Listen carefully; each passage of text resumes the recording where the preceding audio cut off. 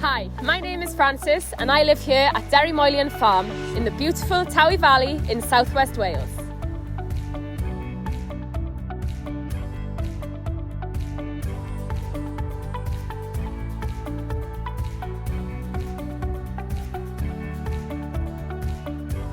Along with my mum and dad, we run the Derry herd of pedigree Holstein Friesians. The herd was established by my great-grandfather in 1943 and now comprises of 500 milking cows plus followers, all of which are homebred here on the farm. We milk 3 times a day in a 2040 herringbone parlour.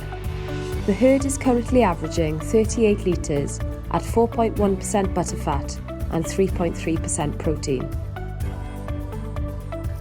My role on the farm is managing the milking herd and young stock. I have protocols in place for herd health, fertility and hoof care. Dad and I trim all the milking cows 3 times a year as routine, and if problems arise in between, I will treat them accordingly. We farm 550 acres. The soil structure is a heavy loam. The average rainfall is approximately 180 centimetres a year, and a third of the farm is on the floodplain of the River Towie. Grassland is a medium-term lay, and grass silage is cut on a multi-cut system, harvested every 30 to 35 days in the summer months. We grow 110 acres of triticale, which will be made into a whole crop silage. We also buy in 1,400 tonnes of clamped maize silage.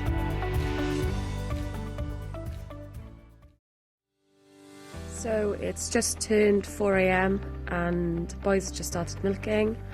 I'm heading out now. I am doing my routine weekly scanning every Tuesday morning. So we scan down to 30 days. We do rechecks at 45 and 100 days. And then anything that hasn't been bred needs to be put on a breeding protocol. We use heat time collars to monitor activity, and this technology helps us choose the appropriate time to inseminate. All cows are given 2 shots of sex semen, unless they have previous reproduction difficulties. Then they are given Belgian blue. So it's just gone 9 o'clock. I've finished my morning scanning. Heading in for some breakfast now, and after breakfast I've got some heifers that need clipping in preparation for market at the end of the week.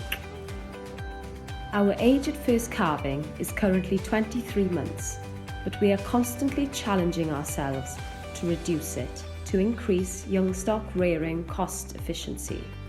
However, we do find that calving at a young age is not all that advantageous when it comes to selling surplus heifers, as people who are prepared to pay top dollar for fresh heifers tend to want them more matured. So just got done clipping heifers. It's now 11:45, ready for our midday shift. I'm on shift this afternoon, so I'll be scraping and bedding down. 7 years ago, we invested in a separator, which is a machine used to separate the liquid from the slurry, leaving us with a dry manure fibre as seen here. This can then be used as bedding for the cows, which has dramatically cut our bedding cost to nothing, apart from the running cost of the machine. It supplies more than an adequate amount, meaning we can use it liberally under the cows, and anything that is pulled out of the cubicle is recycled again. We found it to be very cost effective and hugely benefits cow comfort, cleanliness and welfare.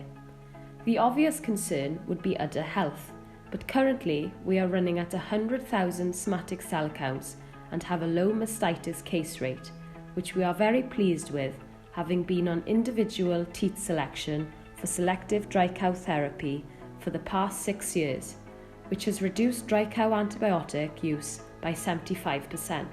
With new stringent water regulation rules looming in Wales, I feel we are ahead of the game by using the separator, as it reduces storage capacity by around 15%. Along with the added pressure for agriculture to become more carbon neutral, this system does away with the need of sawdust or other bedding material to be transported onto the farm, not only lowering the carbon footprint, but also reducing the risk of bringing outside bacteria onto the farm to be put under the cows. We test all colostrum with a refractometer. Anything reading over 25 is kept as first quality colostrum and will be given to heifer calves. Anything reading between 20 and 24 will be given to our beef calves. After testing, we measure 4 litres into each individual bag, ready for pasteurising.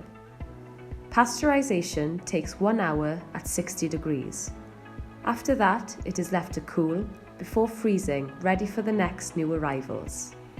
Each calf is given 4 litres of colostrum within the first 4 hours of birth. They are then put onto pasteurised whole milk from the tank.